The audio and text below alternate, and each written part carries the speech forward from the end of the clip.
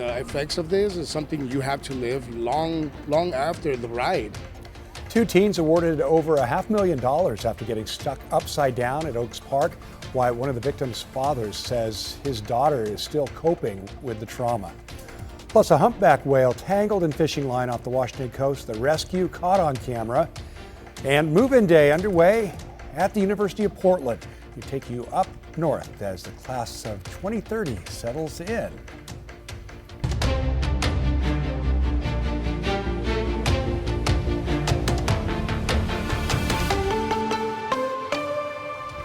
And we've got breaking news to start with here at noon. Crews are working a serious crash in northeast Portland involving two vehicles and a power pole. This happened just before 10 this morning on Northeast 14th and Columbia Boulevard. Portland Fire says a car sideswiped a semi-truck, lost control and rolled over and right into a power pole. There were two people inside the car. Witnesses pulled the passenger out while firefighters had to extricate the driver. Both were taken to the hospital with serious injuries. Right now, Columbia Boulevard is closed in both directions between MLK and 14th, while PGE crews work to repair the damaged pole. It's unclear when it will reopen.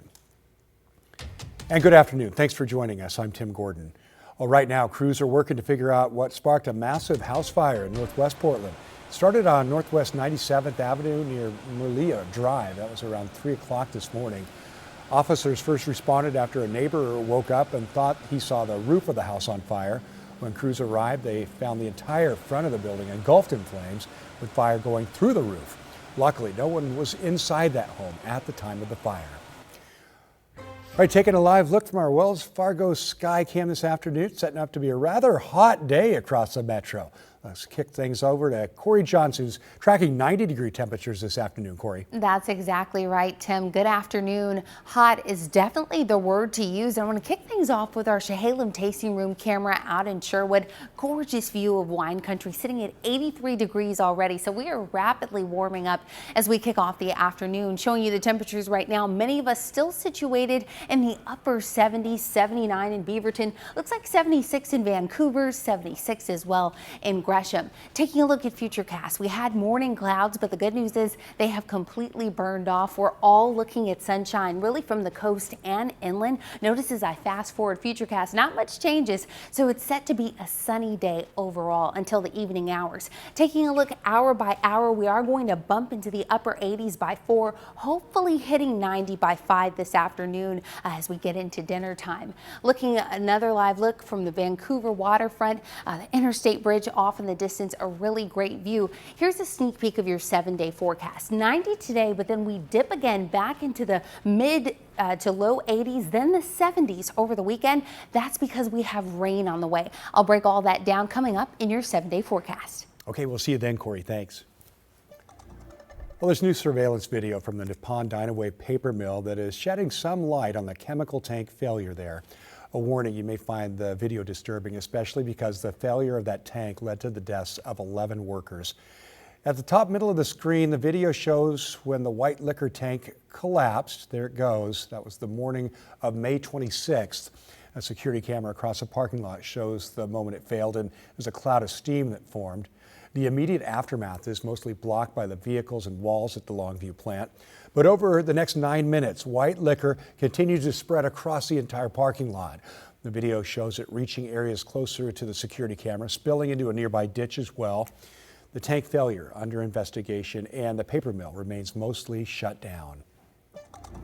Well, police are investigating how a car drove through a Baja Fresh on Southwest Barbara Boulevard. Portland Fire and Rescue also responded to the call in the Hillsdale neighborhood. One person was taken to the hospital with non-life-threatening injuries. Now, this video from the last little while ago shows that the vehicle has been removed from the building as cleanup crews work to secure the structure. We're waiting to hear more details on what happened there. Well, a female humpback whale is saved after getting itself caught in fishing line off the coast of Westport. Last week, the NOAA Entanglement Hotline got a call about a struggling whale with buoys near its head. There, the whale there in the water. A rescue team used a drone, they used an underwater camera, and special tools to carefully cut that whale free. The team says the whale was swimming normally after that, and they're confident it will be okay. That's good news. Also good news happening right now. Students are arriving to campus at the University of Portland. It is move-in day for the class of 2030. The group of freshmen will be the 125th class in school history, and Mo Hyder has more. Classes have not started yet here, but there's still a lot of action going here on campus. We're going to show you as students are arriving for move-in day, and for freshmen, it's more than just students just headed to their dorms. A lot more than that. The private university is one of the first in the region to head back to class, and today, first-year students are moving into their residence halls to kick off a weekend of orientation activities. You'll remember this moment for the rest of their lives, and it starts off where they're making all sorts of decisions about who they are and who they're meant to become. And so we start right from the beginning with the right kind of messaging and right kind of experiences that they're going to have with people who are going to be their lifelong friends. As the students are moving in, school administrators pull the parents aside, get them in a room by themselves, and tape them while asking what advice do they have for their son or daughter for the school year. That video will be then played on an on-campus event along with the president's welcome address as well as a soccer game. Yeah, certainly going to be quite the experience this weekend from what the university says. And also this incoming class of freshmen, the average GPA from what the university says is 3.72, and classes begin on Monday.